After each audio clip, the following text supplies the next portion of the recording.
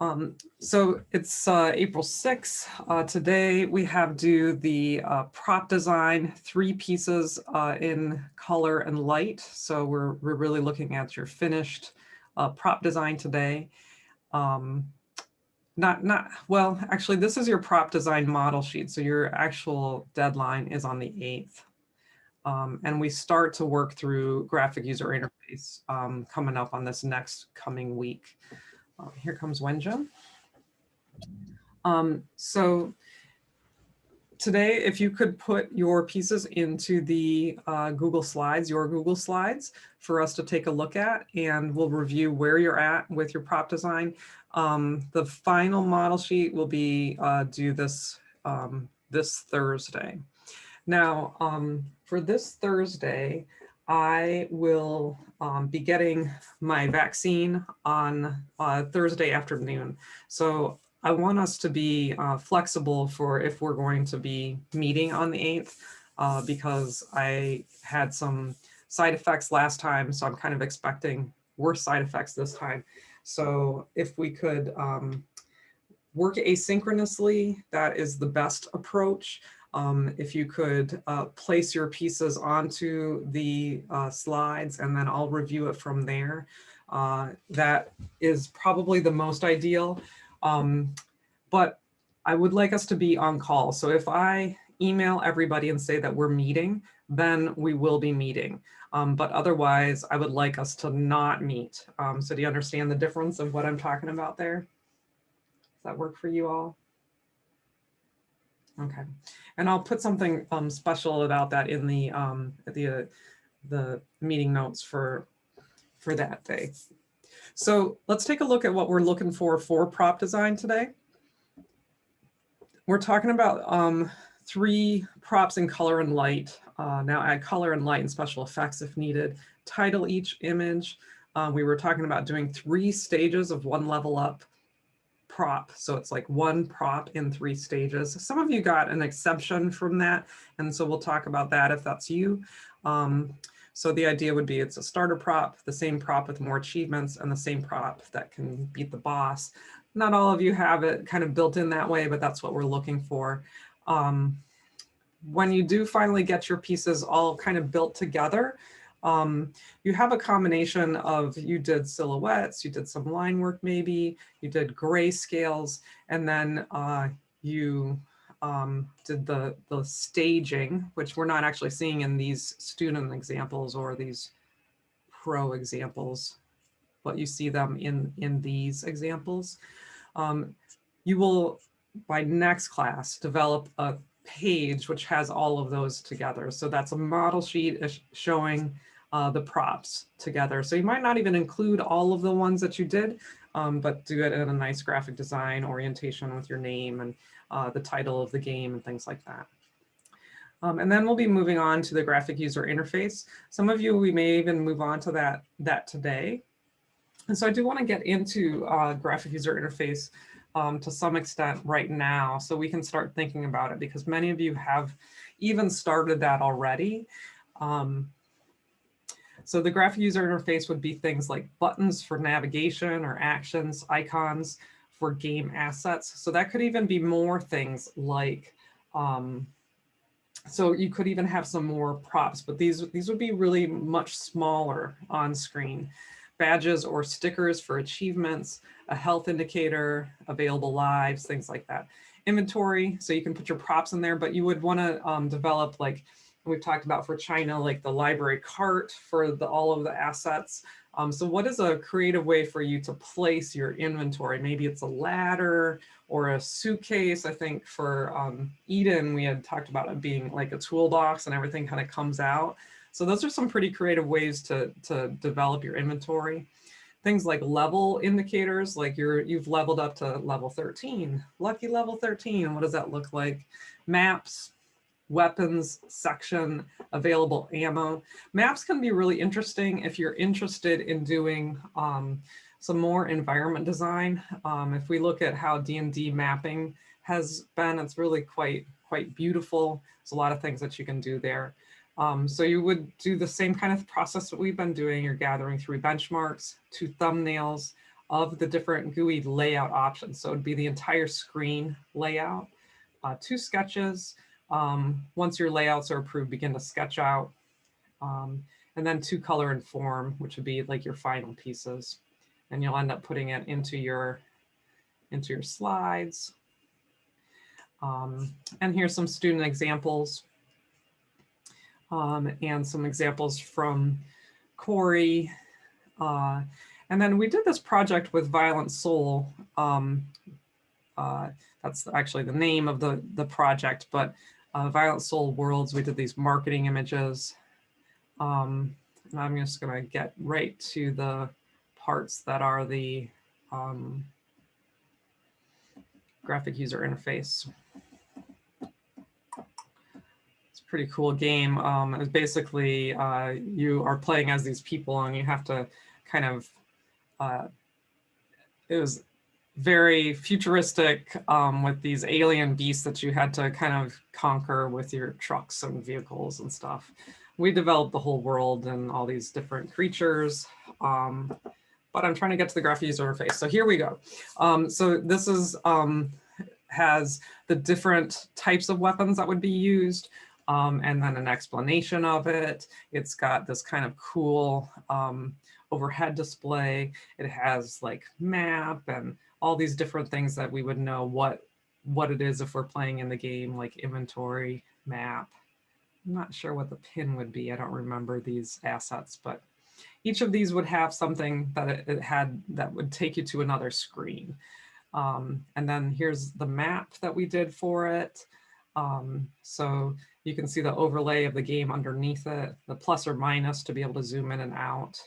And then sort of like a chat messaging board for people.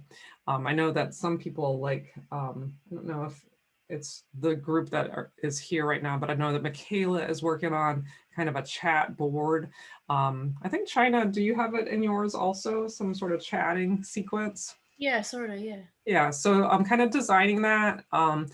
Help us to know what part we're looking on or which one we just touched by making it brighter, things like that. You can see the scroll buttons, sound, there's a book, and there's like a image. I don't know really what those things mean. I don't really remember, but, and then this was like news that would come across. So this is like marketing art, which we're not getting to quite yet, but eventually we may get into that part of it, which is more finished painting. But if we look at the rest of the semester, the prop design, we're finishing that up this week. But like I said, I may not be here on the 8th. So I want us to be aware that you might have to kind of, that's why I wanted to do the introduction to the GUI, because you're going to start to jump into that, having it do the benchmarks are due on the 13th. And then thumbs, and then sketches, and then the color and form process, color and form. So this is two sessions of that. And the 29th is our last day in class. So really, if you're behind on any of your projects, this is really a good time to catch up on those things and then move into the graphic user interface. You'll be use the graphic interface as a way to combine all of your assets. So you might want to think about putting the character and the environment and all of your inventory objects kind of together. And this is where you really make it look like a full game. So even as you're dealing with your prop assets, think about how you can make it kind of fit all together. You all want to see what I've been working on this over break? Am I sharing my whole screen with you, or just the just the I am Hannah? Do you see my wheels stuff? Yeah, you're good. Okay, cool. Let me take you to this part. I think it will be helpful for you to see kind of how I mock things up based on, because basically this is the same format that you're using. It's a little bit different. This is an interactive children's book. It's not really a game, but it's going to be kind of similar in that there's going to be assets and animations, a lot less graphic user interface. But the topic is wheels, build your path to coping skills. Hey, Jalen, how you doing? Hey, no good. Hey, hey, Jalen, I'm showing people the stuff that I worked on over Easter break. So this is the wheels animation. I'm going to take it and put it into a way for young kids to understand how to deal with coping strategies. So they're going to start to recognize their feelings. How do you feel? Happy, afraid, or angry is the choices here. So you all have this iPad image that I gave to you. You either have them in white or black, and if you can see that this hand tool is on there. And if you do your graphic user interface, if you have some sort of hand that's kind of touching on it, it might help other people to understand that what you're planning. So the kid would touch that he's angry. And then she says, I'm angry too. I was trying to get going and this hole got in my way. Oh, so you get to understand who she is. You have some empathy for her. So that kind of actually helps you to calm down too. So this hole is in Lizzie's way. And we're teaching problem-focused coping skills, things like taking action and feeling empowered that you're taking action. And the trucks will model this behavior.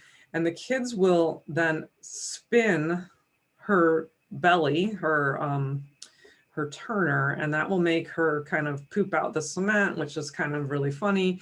And if they do it too fast, it will go cement spill everywhere, and that will kind of make them laugh, hopefully. So they'll have to calm down and do it a little bit slower in order for it to fill nicely. And then she says, wow, look how I filled that hole. It feels good to get that done. Now it needs flattening. Who can help? Because it's still a problem. She can't do it the whole thing by herself. She says, I need some help. And you ask for help. And then you have some new character empathy because Max is like really nervous that he's got to fill the cement hole. And so then we get into his story, which is a whole nother scene. But hopefully you can see kind of the concepts are kind of written here. You can kind of see my first draft of concepting out my boards. So we get into Max's story, which if you had chosen nervous on the first screen, you would have gotten to him. So you recognize your feeling and you're not alone. I'm nervous too. I was asked to help and I'm unsure of myself. What would help? And then you get to choose act or breathe. And there would be different pictures. I just have only a few screens of the finished characters. So that's a good idea. I need to stop and breathe. Like I like to go in figure 8 breaths. So Max is going to teach kids how to do breathing out and breathing in. He's going to go in this figure 8 for 5 times as the island kind of goes down. So the landscape is going to go down and the sun is going to come up. And the kids can either trace it with their finger if we get that fancy with our HTML5, or she'll just go when you click. And then the landscape goes down and then it says, I'm ready. And you can just bask in that sun. And then when you're done, you click the I'm ready and it says, I'm ready. I'm made for this. I am good at smoothing things out. And that's too fast. Try to calmly smooth the cement. So he starts going back and forth and he also does it too fast. So this is kind of that same concept as I showed you before where Lizzie made the poopy cement fall all over the place, but here's a little bit more of a drawing of it. So he overdoes it, but then there's an I can statement, which is more like it's better than I should. I can slow down. So having that kind of a psychological component of it. So the cement goes all over the screen. The child can rub it off in the app or it cleans up by itself, depending on how fancy we get with our HTML5. And you recognize that I'm not perfect and I'm learning and that's okay.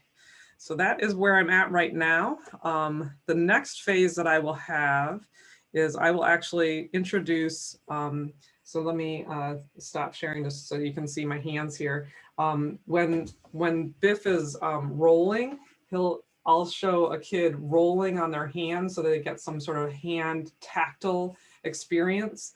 And so that they can use hand calming techniques, but it will be like a drawing of a hand.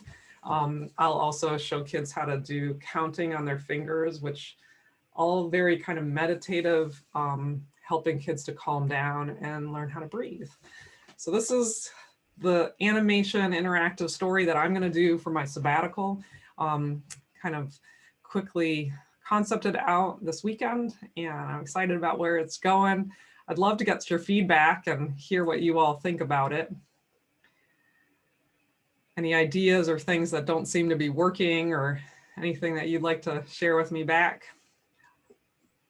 I like the idea of just like, yeah, working on like with kids, like how to cope with like certain situations. Cause like I feel like that's more and more like becoming an issue of like they have these things and they don't know how to like either express themselves or like work through it without like feeling like they're going crazy. Yeah, yeah. So like you're not alone is kind of what I'm trying to show. And that it's okay to ask for help, and that we all have our own skills, and that I might not have the skill to fill the hole. Like Max can't fill the hole, but he can smooth it out. Lizzie can't do stuff without Max. So, and then Biff is also helpful too, but they all need each other in order to do the job. He's the more aggressive one. He's generally the more nervous one, and she's like the boss of everybody, but she just can't get it all done without each other. So that's what I'm going to try to show. And I'm looking at doing it with YouTube videos where you click on hotspots at the end. So kind of using the YouTube interactivity where at the end you can go to your next video or something, but you can make them go to another video. And so it'll kind of create a choose your own adventure pathway. It's something that we're doing in the professional practices class. Is anybody in that class right now? I think you guys are not yet, but it's something that we're exploring in those studio classes. So I'll either do it as YouTube videos, which would be good in that way, or I'll do it with in its own HTML5 app on a web page, but not as an app on an actual iPad that someone has to download, and then I would have to keep on redoing. So those are some of the things I'm thinking through. So I've had these characters for a while. They're all rigged and ready to go. They have animation sequences already. So it will be fairly easy to just jump into the project. We just needed sort of a framework to do it. So what I'm recommending for you all as you start to develop your graphic user interface, this is kind of like me developing my graphic user interface. I've got circles around the characters, and this is truly just a concept of it. I've got layer styles going for them. So if I open up my layers and I click on auto select and I click on Max Afraid, these are effects that are on them. And he's actually got double because it just wasn't bright enough before. So I wanted the effect to be pretty intense that I've clicked on it. And then also using hand tools. So I've got this hand that is just kind of a generic hand pushing on it, but it kind of fits the look. So that's the idea. Thanks for looking. I think it's good for you all to see kind of sometimes the teacher's thought process too. So that's what I've been working on. So thank you. So for graphic user interface, benchmarks is your very first thing that you're going to be looking for. So let's just take a look through some of these benchmarks. So what do we see here? We've got hearts and pause. What do you all think that the pause is for this? Oh, we can't see You're anything. not sharing your Oh, screen. I'm not sharing. Thank you for telling me this time. I appreciate that. Okay, so do you see it now? The hearts, we got 5 hearts and 25 paws. Do you see it this time? Yeah. Okay, so hearts is kind of easy to understand, right? We probably have lives there, but what do you think that the pause means? In-game currency. Oh, it is, isn't it? Because it's down here. They're like little gold pieces. Nice. So in-game currency is definitely a good thing to consider. We can tell that this is a shop pretty easily with this kind of awning. So thinking about having your shop have kind of some characteristic of a store of some kind. We've got settings, we've got help, some things to buy, we've got forward and back. So think about what your game would need and how you can incorporate some of these elements. You definitely saw some wood shapes there. Here's some other in-game currency, right? We've got gems and golds. You can add more. There's probably buy buttons, right? We're on level 4. We've got Night of the Dead and Dream Pink Rubies. These might be levels. Do you think those are levels, everybody? Yeah. So thinking about how do you show your levels? How do you move through space, like with these kind of arrows? Check out the beautiful lighting on these, and also the really large, chunky sense of the rocks have the cracks and things like that in them, the lights, these kind of bubbly lighting effects. Cards, fortunes, start, map. Notice how this button is larger. These might scroll through, that you could kind of side scroll through, and you can tell that by having these little buttons, and the one that you're on being bigger and colorful. So that's pretty nice look to it. Here's just a basic snowy ice thing. So whatever you're doing, all of these things need to kind of fit your theme. So here's one that might be nice for Eden to see. Cogtown, the everything's kind of very steampunk, and everything feels like it has a purpose. So kind of having all that element, but we still see the most important thing being Cogtown, and then settings, and then everything gets smaller. So thinking about scale of all of your assets on the screen for hierarchy becomes important.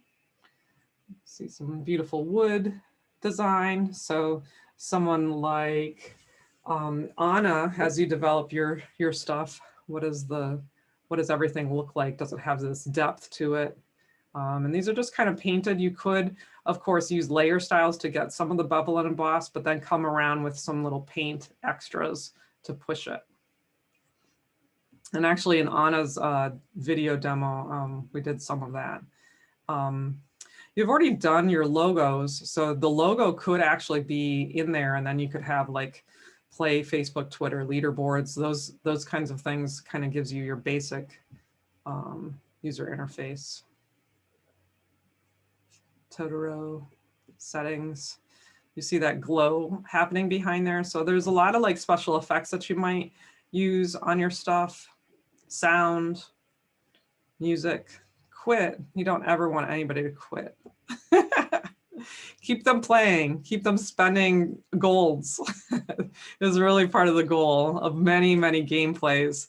So, you know, how can you keep them coming back in there for more? Glows around stuff make us look at the most important thing. Let's see, some of this is pretty repetitive. Here's a heartstone. Stones on the bottom. Most of the time they're going to be connected to the edges. So how can you do that? Here's another nice map. So mapping for your space could be important. We've got this feeling like it's in a kind of a 3D tilted space, but it's all inside this little kind of a pooled in edge. And we're in the adventure section. You can arrow through and get to other worlds. Hey, Jake, we're going over graphic user interface. I do have this as a recording, so I'll post it for you to see. So we've got really kind of fun assets there. Sometimes staying inside the circle and sometimes going outside of it, but everything is connected by this kind of stone circle in there. So think about kind of containing assets in whatever form that you want to have. Wooden GUI. So here, a lot of this stuff actually you can get as clip art and then use. So think about in terms of your development of your game, do you need to do it yourself, or is there already assets out there that you could grab? Certainly they do that a lot in the gaming industry, and then you just pop on your own stuff. We did it for Super Dungeon Tactics, where we grabbed all kinds of different 3D buildings, and then we kind of compiled them separately together. So if someone's already made it, you certainly could use it, but you may want to make it a little bit more unique. It has to be free to use. So think about that. These kinds of ones that have kind of like the heads up display, the clear stuff, become interesting in the sci-fi way. But one thing to really recognize is the size of the finger becomes really, really important. You need to make sure that there's enough room on an iPhone, the very smallest iPhone, to still be able to click on that button without clicking on both buttons, because the hotspots have to be big enough to fit a really kind of a fat thumb or clumsy thumb, things like that. So hotspot size becomes important to think about too. So graphic user interface benchmarks are due first. Those were my benchmarks that I grabbed. And so you may want to grab from some of those. So today we're taking a look at your props. This is the last stage to do any rework on them before they're due next class. But like I said, Jake, I won't be here on Thursday potentially, because so if we're doing inventory and you're thinking about your environment design and you have an inventory, you can have something like a backpack, show the backpack, and then just have the assets that would live in the backpack. And it could be a backpack specific to one of these characters. And that's what we did with Super Dungeon Tactics. Each character had like a backpack that was a medical backpack or a mage backpack or armored backpack, and their assets would show up in that. So right now, your next phase is to kind of sketch these things out. So this is kind of a typical way to show backpack design for inventory. So maybe something like that, China.